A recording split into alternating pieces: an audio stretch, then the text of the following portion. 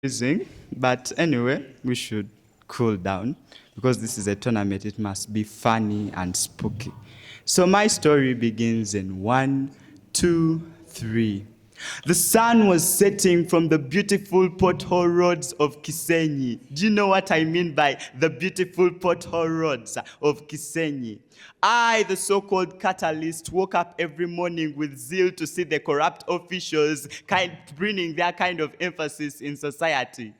I always cried so much because I felt so much anger of the way these people would misuse the funds that were in society. And do you know what I would do every morning? I would put on a suit of my old grandpa and then go to the LC chairperson's place and tell him, we need the money, the PDM, because we are suffering out there. I kept on moving every morning, every single morning, just to put emphasis on effectiveness. And at some point, the LC felt like I was doing criticism to him. But at the end of the day, he also saw the initiative I was trying to process. From there, the LC one day came and told me, young boy, you said you want to see how we account for this money. At that point, they got that kind of money and brought medicine in the hospital. They started working on the road construction. Because why? I was trying to promote that kind of zeal. I put it in them that it is a mandate that the money that we put should be accounted for. I woke up one morning and said, I start my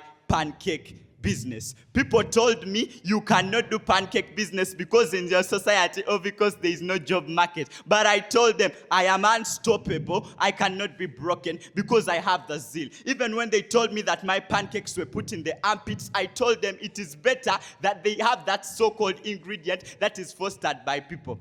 Little by little, I started processing and putting my pancakes on different platforms. People saw the ingredients, they saw the intention. And of course, we know we always have wrong people in society. They kept on claiming, oyo yalemwa, oyo talibako. I told them, what doesn't kill you makes you stronger. So I stood up and kept on cooking those pancakes and went every morning, advertised them, and made my process better. At that kind of end, people started seeing the value of me making pancakes. They started giving them out the kind of credit. People started coming to me, getting the kind of pancakes. What did that promote? It promoted that socio-economic part. At the point in time where I'm able to get money, and I'm also able to go and buy a product in society, and that money is able to impact people, I was very happy because now I would wake up one morning and say, I was waking up from the kind of beautiful roads of Kisenyi. I would no longer put the emphasis of pothole roads. I told them, I see change. I kept on doing this even when society broke me down. The people who wanted change kept on moving with me because they knew what I was fostering was one of the best things they would have in society. Even those who once neglected